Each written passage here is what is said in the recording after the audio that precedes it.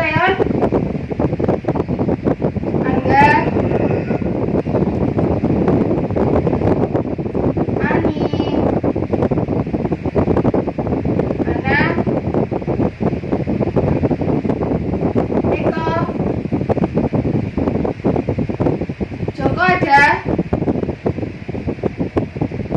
Darmono, Ajeng, Khairul,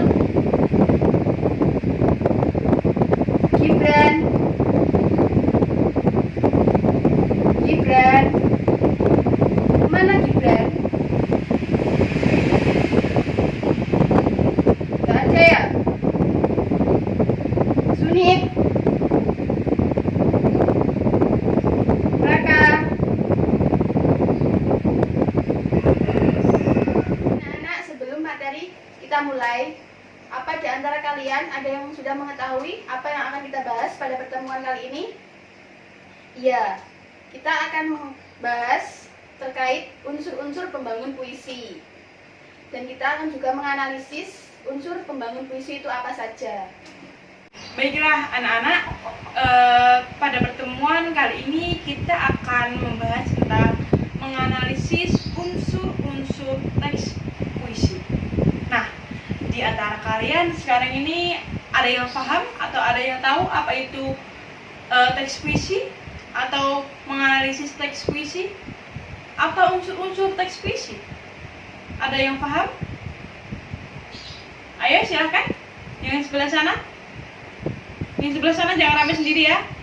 Ada yang paham apa itu menganalisis unsur-unsur pembangun teks puisi? Nah, oke, baiklah anak-anak. Jadi seperti ini. Unsur-unsur pembangun teks puisi itu ada dua anak-anak. Nah, unsur-unsur pembangun teks puisi itu apa sih? Nah, unsur-unsur pembangun teks puisi merupakan faktor yang membangun teks puisi itu tersebut ya, agar puisi tersebut lebih indah. Nah, apa saja faktor-faktor pembangunnya? Ada dua, yaitu unsur pembangun internal dan eksternal. Nah, di sini anak-anak, unsur pembangun puisi internal itu contohnya ada rima, tema, irama, gestur, ada rasa, nada, amanat, dan lain sebagainya. Nah, bisa kalian lihat di buku halaman 15 tersebut sudah ada ya, sudah dijelaskan di dalam LKS tersebut. Nah, unsur-unsur eksternal atau yang membangun puisi dari luar itu misalnya ada contoh unsur biografi, unsur sosial, dan unsur nilai. Nah, di sini anak-anak tema di dalam unsur membangun puisi intrinsik itu merupakan sesuatu hal yang inti di dalam penciptaan sebuah karya puisi tersebut.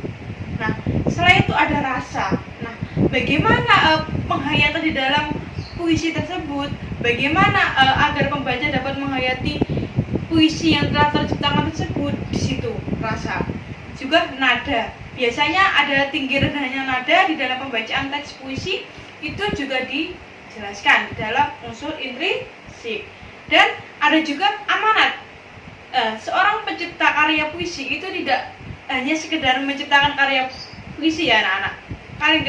Perlu kalian ketahui bahwasanya pencipta karya itu mempunyai maksud tersendiri di dalam menciptakan sebuah karya atau ada pesan yang ingin disampaikan. Unsur pembangun.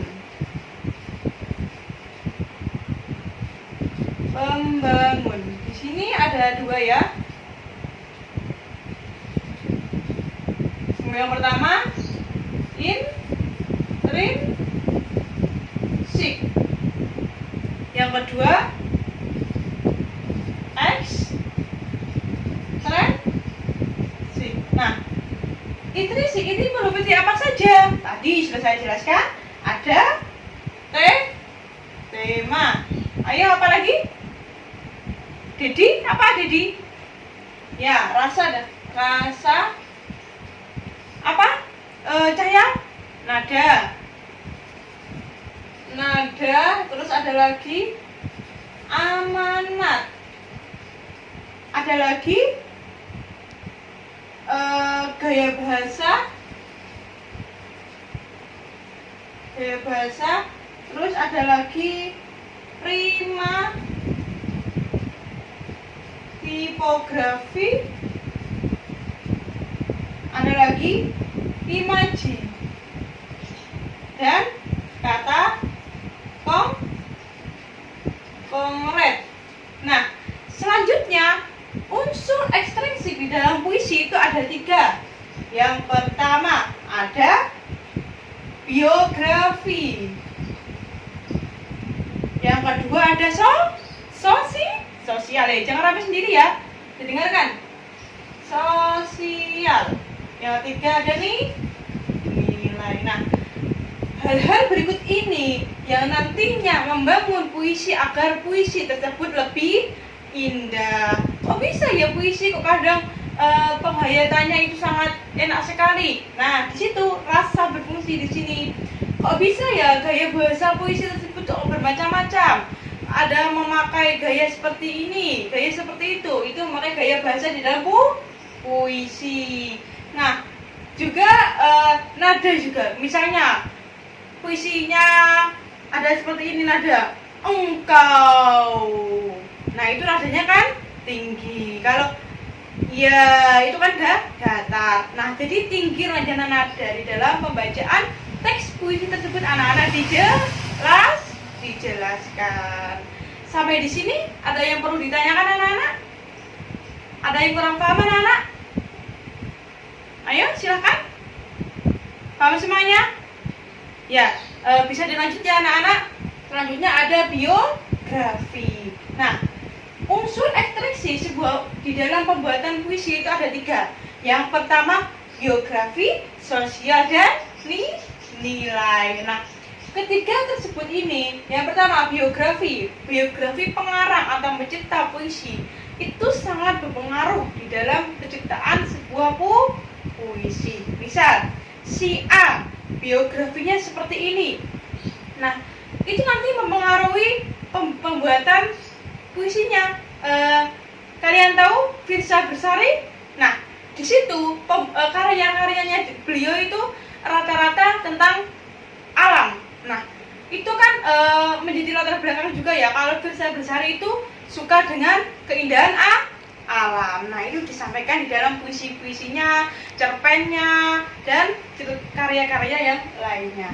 Unsur sosial. Nah, unsur sosial ini mempengaruhi dari mana pencipta itu berasal, seperti apa karakteristik pencipta itu berasal. Nah, ini juga mempengaruhi anak-anak sosial, sangat mempengaruhi. Nah, yang ketiga ada nih nilai. Ada nilai pendidikan, nilai agama, sosial, nilai norma, dan lain sebagainya. Di sini anak-anak dijelaskan. Sampai di sini anak-anak ada yang kurang paham? Ibu rasa kalian sudah paham semuanya ya untuk materi pada hari ini. Oke, anak-anak, di sini kita lanjut ya untuk mengetahui bagaimana pembacaan puisi yang baik dan benar. Ibu akan membacakan sebuah karya puisi karya Khairil Anwar yang berjudul Aku. Aku, kalau sampai waktuku, ku mau tak seorang kan meraih, tidak juga kau.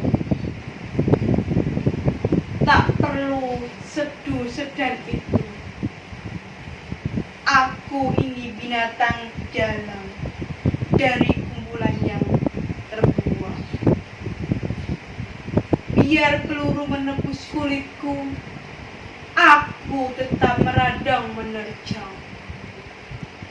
Luka dan bisa berlari-lari hingga hilang pedih perih. Dan aku akan tidak peduli Aku mau hidup 1000 tahun lagi. Jadi di sini anak-anak, puisi karya Khoiri Anwar ini yang mana berjudul Aku dapat kita analisis. Coba kalian buka dulu di halaman AKS kalian, halaman 32. Di situ ada kan? Ada kan? Ya. Nah, kalian lihat di situ ya. Nah, di situ kan puisi karya Khoiri Anwar. Di situ menjelaskan bagaimana sih aku itu siapa dan aku itu seperti apa. Nah, kita analisis dari atas ya. Kalau sampai waktuku, ku mau tak seorang kan merayu, tidak juga kau. Nah, dapat kita analisis di situ gaya bahasanya seperti apa? Ada yang tahu? Gaya bahasa yang dipakai oleh Khoiri Anwar?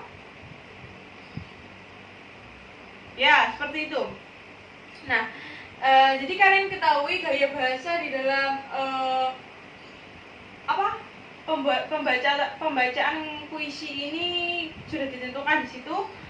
Yang bait kedua, tak perlu seduh sedan itu. Aku ini binatang jalan dari kumpulan terbang. Nah, di situ dapat diambil amanatnya. Amanat seperti apa sih yang disampaikan sang pencipta karya tersebut di dalam penciptaan puisi Aku ini? Biar peluru menembus kulitku, aku tak meradang menerjang. Nah, tema di sini temanya yang dipakai adalah aku. Yang di kalimat-kalimat yang diulang di sini adalah aku. Nah, di sini anak-anak, biografi Khoiri Anwar itu seperti apa? Nah, kalian harus mengetahuinya.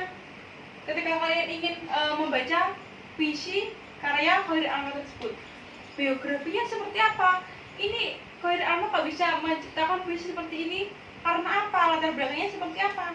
Kalian ulas, kalian cari seperti apa biografi Khoiri Anwar tersebut. Nah, misal kalian mau membacakan puisi karya Sapardi Djoko Darmono juga, di situ kalian harus mengetahui apa latar belakang beliau menciptakan karya puisi tersebut. Ada lagi Gusmus juga, di situ kalian harus mengetahui latar belakangnya seperti apa. Kalian ulas biografinya, biografi sosial, nilai-nilainya, nilai-nilai tadi menurut masuk pendidikannya apa, normanya seperti apa agamanya apa, di situ nanti mempengaruhi. Ya, sampai di sini paham anak-anak? Apa yang ada yang kurang jelas? Ya, silakan, ada pertanyaan? Ya, ada. Iya, Dewi, silakan Dewi ingin bertanya, angkat tangan. Ya, oh iya, langsung ibu jawab ya Dewi. Jadi di sini Dewi, ibu ulangi lagi ya. Unsur pembangun teks puisi itu ada dua. Ada berapa anak-anak? Dua. Nah, yaitu intrinsik dan ekstrinsik. Nah, intrinsik itu meliputi apa saja unsur-unsurnya? Ada tema, ada rasa, ada nada, ada amanat, ada gaya bahasa, ada rima, ada tipografi, ada imaji, dan ada kata konkret. Itu penjabaran dari unsur pembangun puisi dari dalam atau intrinsik. Untuk ekstrinsik itu ada meliputi tiga, yaitu nilai unsur biografi, unsur sosial, unsur nilai. Bagaimana Dewi? Sampai di sini paham? Oke, yang lainnya ada yang ingin bertanya, silahkan. Kalau nggak ada yang ingin bertanya, ibu tanya ya pada kalian. Ayo. Oke, sekarang ibu tanya. Unsur ekstrinsik biografi itu meliputi apa saja anak-anak? Ada yang bisa jawab? Silahkan. Dedi, ya Dedi bagaimana? Silahkan angkat tangan Dedi. Nanti yang bisa menjawab pertanyaan dari ibu ada nilai plus loh ya. Ayo.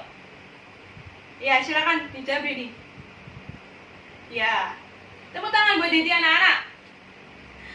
Jawaban Dedi itu sudah benar. Nah, jadi Biografi itu meliputi latar belakang dari si penulis seperti apa dan bagaimana, dan alasan kenapa si penulis tersebut bisa menciptakan karya tersebut. Bisa dipahami sampai sini anak-anak? Paham? Ada lagi yang ingin ditanyakan? Sudah? Sudah ya? Sudah paham semuanya? Sudah. Oke, terima kasih anak-anak. Baiklah anak-anak, dari penjelasan sebelumnya tentang unsur-unsur pembangun puisi, di sini Ibu akan memberikan tugas kepada kalian. Di sini ada berapa siswa? 25 orang. Baik, Ibu akan membagi menjadi 5 kelompok. Jadi dalam satu kelompok terdiri dari 5 orang anak. Di situ kalian harus memilih puisi untuk kalian presentasikan. Kalian tentukan unsur intrinsik dan unsur ekstrinsiknya itu apa dalam puisi tersebut. Sini saya akan memberikan puisi-puisi yang harus kalian gunakan. Di sini ada puisi Khairul Anwar,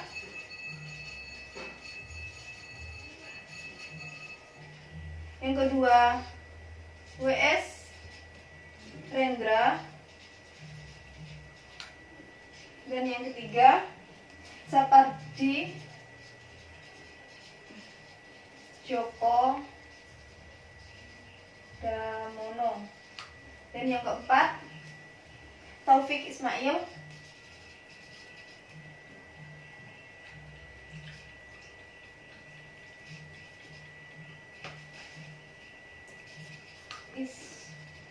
dan yang kelima Khairul Gibran.